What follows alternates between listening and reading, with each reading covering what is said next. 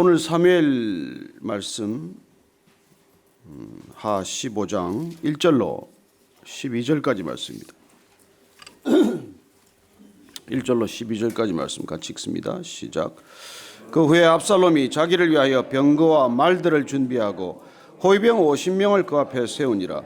압살롬이 일찍 일어나 성문 길 곁에 서서 어떤 사람이든지 송사가 있어 왕에게 재판을 청하러 올 때 그 사람을 불러 이르되 너는 어느 성읍 사람이냐 하니 그 사람의 대답이 종은 이스라엘 아무 지파에 속한였나이다 하면 압살롬이 그에게 이르기를 보라 내 일이 옳고 바르다마는 내 송사를 들을 사람을 왕께서 세우지 아니하셨다 하고 또 압살롬이 이르기를 내가 이 땅에서 재판관이 되고 누구든지 송사나 재판할 일이 있어 내게로 오는 자에게 내가 정의 베풀기를 원하노라 하고 사람이 가까이 와서 그에게 절하려 하면 압살롬이 손을 펴서 그 사람을 붙들고 그에게 입을 맞추니 이스라엘 무리 중에 왕께 재판을 청하러 오는 자들마다 압살롬의 행함이 이와 같아서 이스라엘 사람의 마음을 압살롬이 훔치니라. 4년 만에 압살롬이 왕께 아뢰되 내가 여호와께 서원한 것이 있사오니 청하건대 내가 헤브론에 가서 그 서원을 이루게 하소서. 당신의 종이 아람 그술에 있을 때 서원하기를 만일 여호와께서 반드시 나를 예루살렘으로 돌아가게 하시면 내가 여호와를 섬기리이다 하였나이다. 왕이 그에게 이르되 평안히 가라 하니 그가 일어나 헤브론으로 가리나. 이에 압살롬이 정탐을 이스라엘 모든 지파 가운데 두루 보내 이르기를 너희는 나팔 소리를 듣거든 곧 말하기를 압살롬이 헤브론에서 왕이 되었다 하라 하니라. 그때 청함을 받은 200명이 압살롬과 함께 예루살렘에서부터 헤브론으로 내려갔으니 그들은 압살롬이 꾸민 그 모든 일을 알지 못하고 그저 따라가기만 한 사람들이라. 제사 드릴 때 압살롬이 사람을 보내 다윗의 모삭길로 사람 아히도벨을 그의 성읍 길로에서 청하여 온지라. 반역하는 일이 커가매 압살롬에게로 돌아오는 백성이 많아지니라. 아멘. 압살롬이 아버지와 화해하는 듯 했지만은 아버지와의 관계는 본질적으로 해결이 되지 않았습니다. 그는 드디어 아버지를 반역하기로 결정을 합니다. 우리가 몇 차례 지금 압살롬의 성격을 보아왔지만은 그는 극단적인 선택을 하는 사람입니다. 그 안에 내면의 질서가 무너진 때문이고 그 안에 깊은 상처가 해결되지 않은 탓이죠. 그는 마치 상처에 소금이 뿌려지면 그냥 소스라치듯 놀라듯 그렇게 극단적으로 반응을 하는 사람입니다. 이미 형 암논을 죽였고 이미 요압의 보리밭에 불을 질렀고 그는 다시 이제 아버지 압살롬에게 대해서 반기를 들 마음을 품는 것입니다. 아버지와 아들 간에도 권력이란 무섭습니다. 돈 때문에 부자지간에도 관계가 어그러지지만은 권력 때문에 부자지간에 인척간에 원수가 되는 일이 적지 않죠. 압살롬은 4년 동안 이 모반을 준비합니다. 그는 형 암논을 죽일 때도 수년간 계획을 했지만은 생각보다 잔인하고 치밀한 사람이에요. 오늘 그가 4년 동안 아버지를 모반할 그런 구체적인 반역 계획을 어떻게 진행하는지를 한번 살펴보십시다. 왜냐하면 우리 주변에 이런 사람들이 있거든요. 믿었는데 나중에 이런 사람들이 생기지 않습니까? 그래서 어떻게 압살롬이 준비를 하나 보니까 1절 보니까 한번 같이 다시 읽을까요? 시작. 그 후에 압살롬이 자기를 위하여 병거와 말들을 준비하고 호위병 50명을 그 앞에 세우니라. 자, 그 후에 그는 아버지를 만났어요. 땅에 얼굴을 엎드리고 아버지께 인사를 드렸습니다. 둘이 어쨌건 포옹하고 입술을 맞추는 그런 형식적인 화해와 절차는 있었습니다. 그러나 그는 그 일 후에 그는 아버지의 마음을 돌이키지 않았다는 것을 안 것이죠. 돌이킬 수 없다는 것을 알았을지도 모릅니다. 그래서 그는 어떻게 보면 이제 아버지의 마음을 얻고자 하는 노력을 포기하고 아버지를 제거하기로 마음을 먹은 것이죠. 여러분, 사람들은 처음에는 마음을 얻고자 합니다. 마음을 점점 얻기가 어려워지면 그 마음을 훔치고자 하는 것이죠. 그 마음을 훔치는 것이 불가능하다고 생각되면 뭐 그 사람을 없애겠다고까지 생각을 하는 것이죠. 그는 우선 자기를 위하여 병거와 말들을 준비합니다. 왜 압살롬은 병거와 말들부터 준비를 할까요? 그는 우선 자기 자신이 왕적 존재임을 부각시키는 것이죠. 50명이나 되는 군사들을 늘 거느리고 다닙니다. 보면은 사람을 많이 몰고 다니는 사람이 있어요. 여러분 조심해야 합니다. 그런 사람들은 늘 주위 사람들을 통해서 자기를 드러내고자 하는 사람이에요. 어디를 가나 혼자서 가기보다는 늘 몇 사람을 끌고 다닙니다. 어떤 사람은 뭐 수십 명씩 몰고 다니죠. 그리고 어떤 분들은 보면은 그냥 비행기 1등석 칸을 모조리 다 그런 사람들을 채워서 가기도 합니다. 그리고 경호원들을 늘 달고 다니기도 합니다. 그리고 내가 얼마나 중요한 사람이라는 걸 드러내는 방법 중에 하나죠. 그는 이미 다윗 왕을 이을 후계자가 자기 자신이라는 것을 어떻게 드러내야 할지, 국민들의 마음속에 어떻게 그 이미지를 심어줘야 할지에 대해서 나름대로 보관을 가지고 이 일을 시작을 하는 것입니다. 그리고 그는 주위에 늘 사람들과 다니기 때문에 이스라엘 백성들은 고개를 갸웃거리기 시작했을 것입니다. 아, 이제 압살롬이 왕이 될 건가? 이제 곧 왕이 될 모양이구나. 그런 생각들을 하지 않겠습니까? 그리고 그는 또 아침 일찍 성문에 출근을 시작을 합니다. 가서 그 당시에 왕을 만나기 위해서 특별히 고소하기 위해서 오는 억울한 백성들이 있습니다. 그리고 따로 재판관을 두지 않고 왕이 직접 재판을 하는 사람들이 있었기 때문에 억울한 사람들을 가지고 오면 그 사람들 본인이 먼저 만나는 것입니다. 그리고 왕에게 뭔가를 하소연하러 오는 사람들은 늘 마음에 불편한 사람들이고 불평거리, 불만이 가득 찬 사람들입니다. 그 사람들부터 만나는 것이죠. 예, 누가 불만족한 사람들인가? 누구를 이렇게 접근해서 누구에게 이 얘기를 꺼내야 내 편으로 만들 수 있는가? 그걸 연구한 것이죠. 그래서 그는 이스라엘 땅에서 가장 불만이 큰 사람들부터 만나기 시작한 셈입니다. 그래서 만나서 사정을 들어주고는 자기가 다 풀어줄 것처럼 얘기하는 것이죠. 여러분 이렇게 모든 문제를 여러분들한테 풀어줄 것처럼 그렇게 접근하는 사람들도 조심해야 합니다. 뭘 다 해결해 줄 것 같아. 한 번 얘기하면 다 들어줄 것 같아요. 모든 일이 일사천리로 풀릴 것 같아. 그리고 진짜 도와주는 사람은 어떨까요? 말없이 돕는 사람입니다. 정말 돕는 사람들은 형편을 얘기하지 않았는데도 돕는 사람이 있고, 형편을 얘기했더니 그냥 어떤 약속도 없이 사라졌다가 어느 날 그 사람이 돕는 것도 보게 됩니다.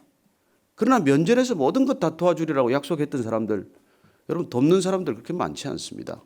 생색내기가 쉽고 10개 약속했다가 한두 개 지키기도 어렵고 그렇게 쉬운 일들이 아닙니다. 그래서 어려울 형편이 어려울수록 누가 돕겠다는 사람 덥석 잡으면 안 되는 것이죠. 근데 이 사람들이 와서 형편이 답답하니 왕자가 들어준다는데, 압살롬이 들어준다는데 그 마음을 하나씩 얻기 시작합니다. 아니 얻었다기보다도 훔친 것이죠. 그래서 여러분 마음을 누구한테 빼앗긴다는 것처럼 머리 썩은 일이 어디 있습니까? 여러분 물어 지킬 만한 것보다 마음 지키는 일보다 더 중요한 게 어디 있습니까? 근데 우리 마음이 순식간에 누구한테 홀라당 뺏기는 수가 있다는 것이죠.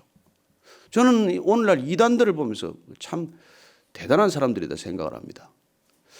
저는 교주 자질이 없어서 사람 마음을 이렇게 쉽게 못 훔치는데 어떻게 그 사람들은 사람의 마음을 그렇게 몽땅 훔쳐서 구원파 보십시오. 유병헌 회장이 구속된다면 10만 명이 다 구속되더라도 그를 말리겠다고.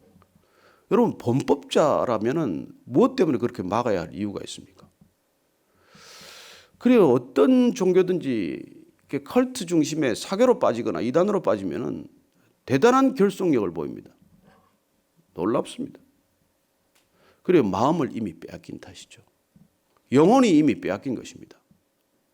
여러분 영혼은 주인한테 드려야지 주인 아닌 사람한테 그걸 드릴 게 뭐 있습니까? 왜 나 같은 사람한테 그걸 드려야 하나요? 그리고 또 한 가지는 또 사람끼리는 그런다고 칩시다. 왜 말도 못하고 주저앉아 있는 돌이나 나무한테도 그렇게 마음을 쏟아 놓습니까? 제가 엊그젠가 얼마 전인가 뭐 다큐멘터리를 하나 얼핏 보는데 보니까 뭐 이렇게 한국의 장인들을 소개하는 것 같기도 한데 하여튼 뭐 이렇게 큰 이렇게 뭘 만드시는 분들이에요. 정말 혼을 쏟아부어요. 그렇게 만들어 놓고 거기다가 수많은 사람이 이제 절을 하기 시작하는 것이죠. 그래요. 여러분들 오늘 이 아침에도 내 마음을 어디다 쏟아놓을 것인가 결정하십시오. 여러분들 마음이 힘든 때가 있습니다. 누군가에게 털어놓고 싶은 얘기가 있어요. 그러나 먼저 이 아침에 하나님께 여러분들 마음을 쏟아놓게 되기를 바랍니다. 그래요. 사람들한테 쏟아놨더니 점점 압살롬은 그 사람들 마음을 훔치기 시작을 했어요. 그래서 5절에 보니까 사람이 가까이 와서 그에게 절하려고 하면은 압살롬이 손을 펴서 그 사람들을 붙들고 그에게 입을 맞춥니다. 사람들에게 지극한 친밀감, 친근감을 표하는 것이죠. 그 마음에 진정한 친밀감이 있을까요? 이런 사람들 요새 선거철에 많습니다. 예, 가까이 오면 손을 내밀고 다정하게 하고 어떤 때는 포옹도 하고 이러지만은 여러분 그런 형식적인 제스처나 그런 몸짓이 그 사람의 마음을 다 드러내는 건 아니지 않습니까? 그래요. 그런 행동으로 계속한다는 것이죠. 그래서 오늘 6절 말씀 한번 보십시다. 시작. 이스라엘 무리 중에 왕께 재판을 청하러 오는 자들마다 압살롬의 행함이 이와 같아서 이스라엘 사람의 마음을 압살롬이 훔치니라. 그래요. 정치하는 사람들 또 혹은 뭐 정치뿐만이 아닙니다. 교육이든 문화든 사회든 뭐 사업이든 어디든지 여러분들 저와 여러분들의 마음을 훔치고자 하는 사람들이 그렇게 많은 세상입니다. 이미지 전쟁이란 무엇입니까? 사람들의 마음을 누가 어떻게 그걸 훔쳐가느냐는 것이죠. 마케팅이란 무엇입니까? 사실 사람의 마음을 이런저런 방법으로 훔쳐가고자 하는 것입니다. 너무 그렇게 금방금방 마음을 빼앗길 일이 아니죠. 우리가 그런 세상 속에 살아간다는 건 현실이에요. 현실을 무시하지 못합니다. 그러나 그 마음을 우리가 얻기 위해서 살아가는 사람과 마음을 어떻게든 훔치고자 하는 사람들과는 차이가 있다는 것입니다. 우리는 사람의 마음을 얻어야 하나님의 일을 감당할 수 있어요. 어떻게 사람들의 마음을 얻고자 할 것입니까? 여러분, 훔치는 방법을 택할 필요가 없다는 것입니다. 나중에 훔쳤다가 빼앗긴 사람들한테 받는 보복은 극심합니다. 그래요. 하나님의 마음을 얻는 노력이 기도예요. 여러분, 하나님께서 여러분들의 마음을 드리면 하나님께서 사람들의 마음을 우리에게 가져다 주는 게 기도 응답입니다. 저는 이런 일들을 가끔 경험해요. 제가 여러분들도 여기 직장 나가시는 분 많지만 제가 아는 그 CEO는 이 노사분규 극심한 데 휘말려가지고 아주 애를 먹었어요. 그래서 이 사람들이 노사분규에 앉아봐서 테이블에 앉으면 할 소리 못할 소리 극심한 소리를 하니까 이분이 정말 어느 날 결심을 했어요. 이거 노사협상 내 힘으로 풀 수가 없구나. 그래서 정말 결단하고 하나님 앞에 매달렸습니다. 그래서 정말 40일 기도를 작정하라고 했어요. 하루 한 끼를 금식했습니다. 여러분 뭐 대기업 CEO가 한 끼 금식하는 게 쉽습니까? 표도 안 내고 내색도 하지 않고 아침 약속이 없으면 아침을 금식하고 점심 약속이 피해도 되면 점심을 금식하고 저녁에 웬만하면 금식할 수 있으면 금식을 하고 하면서 그렇게 40일간 금식을 하는데 정말 40일 지나고 나서 노조위원장이 찾아와서 백기를 들고 찾아왔어요. 협상 테이블에서 이루어진 일이 아닙니다. 그래 우리가 기도하는 사람으로서 크리스찬으로서 우리는 어떻게 세상과 다른 방법으로 사람들의 마음을 움직일 건가 하는 것이죠. 내 힘으로 됩니까?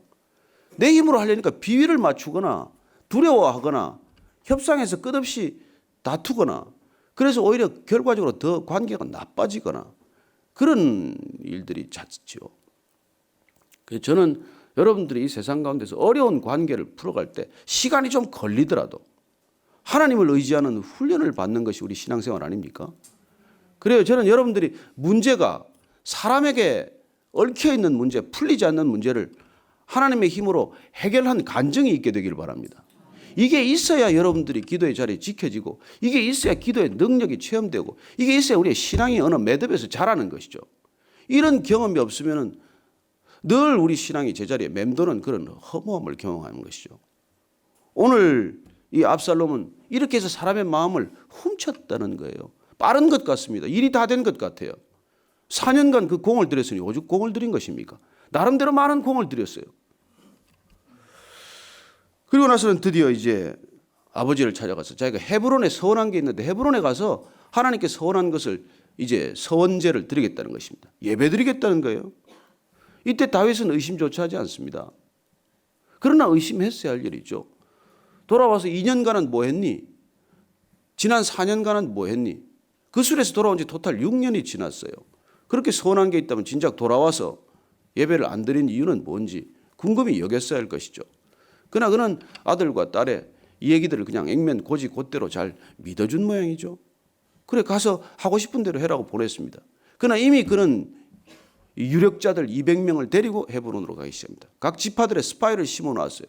그래서 4년 동안 한 일이 이건데요. 뭐 그렇게 완벽한 준비를 갖추고 마지막으로 그가 승부수를 건 게 있어요. 그게 오늘 보면은 아히도벨이라고 하는 사람을 자기 편으로 끌어들인 것입니다. 아히도벨이라고 하는 사람입니다.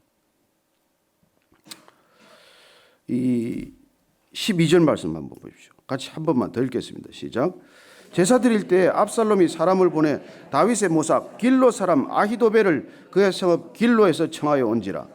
반역하는 일이 크감에 압살롬에게로 돌아오는 백성이 많아지니라. 이 아히도벨은 다윗의 가장 최측근 모사예요. 군대 장관은 요압이지만 사실 모든 일을 결정할 때 아히도벨과 의논해서 실로 다윗이 아히도벨의 음성은 하나님의 음성처럼 들었던 사람입니다.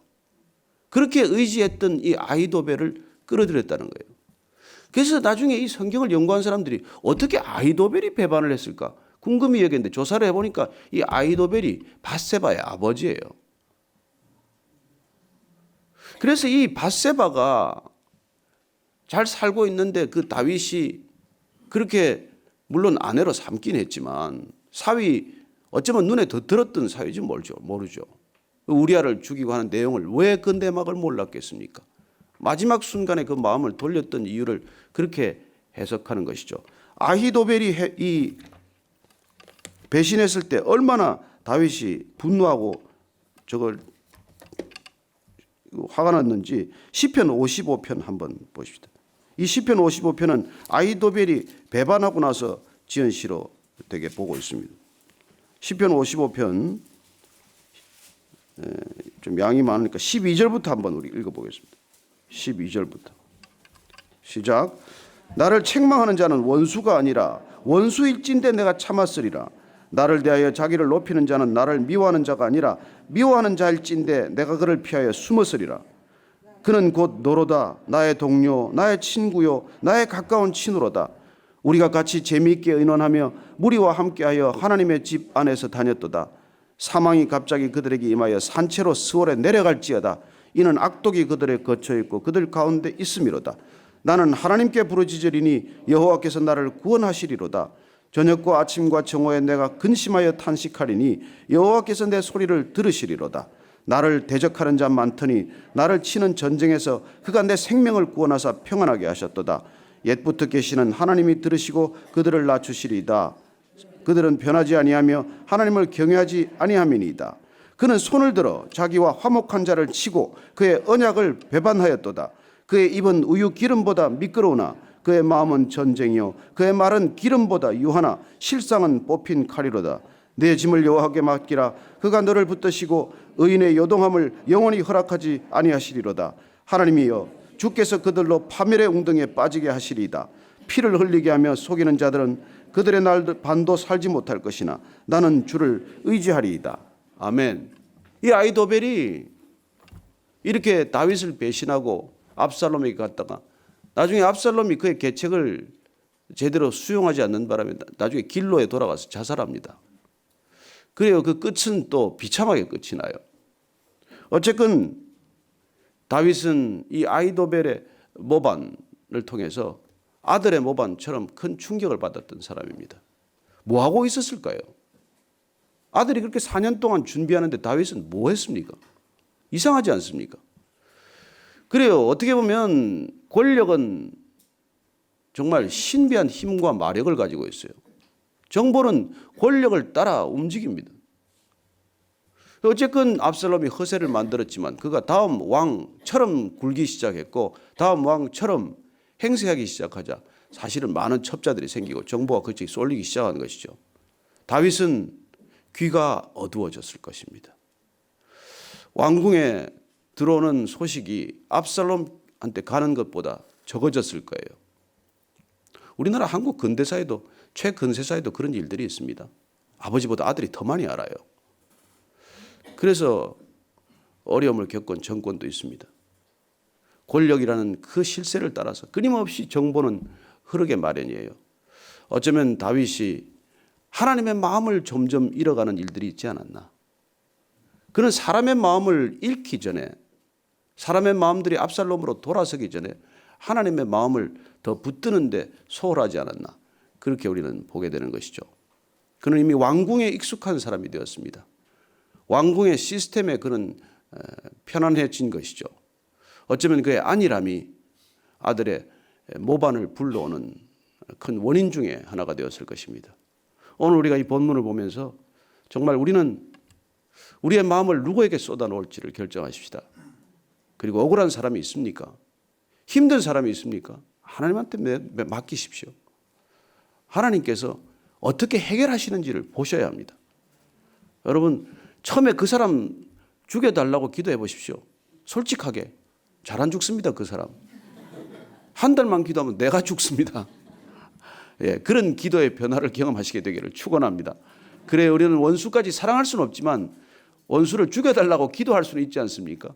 끝까지 기도하면 그 영혼 불쌍하게 여기도록 하나님께서 마음을 주십니다. 내 힘으로 어떻게 사랑합니까? 그 미운 사람을 어떻게 사랑합니까? 그러나 그 미움이 바뀌어 사랑이 되는 것을 경험하는 놀라운 기적의 축복이 이 아침에도 있게 되기를 축원합니다. 그래요, 같이 기도하십시다. 하나님 아버지, 우리 모두에게 주신 놀라운 은혜가 있습니다. 이 크고 넘치는 은혜를 주님 누군가에게 흘려보낼 수 있게 하여 주옵소서. 오늘도 아히도벨의 배반 앞에서 다윗이 얼마나 절망했습니까?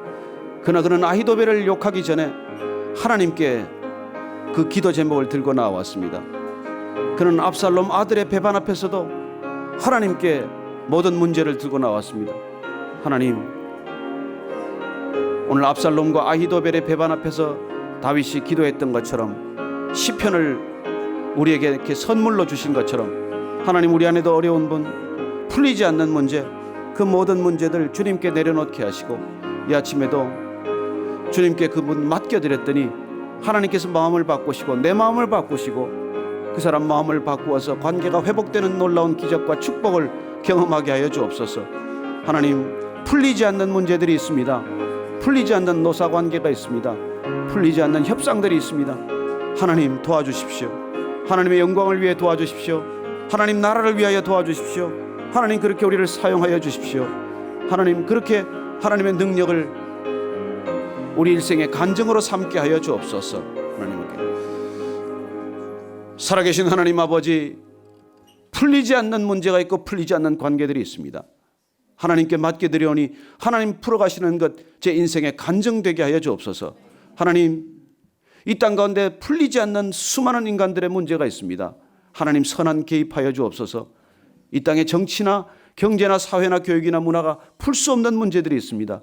우리의 씨름이 혈과 육에 대한 것이 아니요 정사와 권세와 어둠의 세상 주관자들과 하늘에 있는 악의 영들에 대함이라고 하셨사오니 하나님, 하나님께서 이 문제 풀어주시고 하나님께서 이 문제 말끔히 해결하여 주옵소서. 하나님, 오늘도 저희들 세상 가운데로 나아갑니다. 어렵고 힘든 관계 속에서 주님 증거하게 하시고 풀리지 않는 인간 관계 속에서 하나님의 능력을 경험하고 증거하는 하루 되게 하여 주옵소서.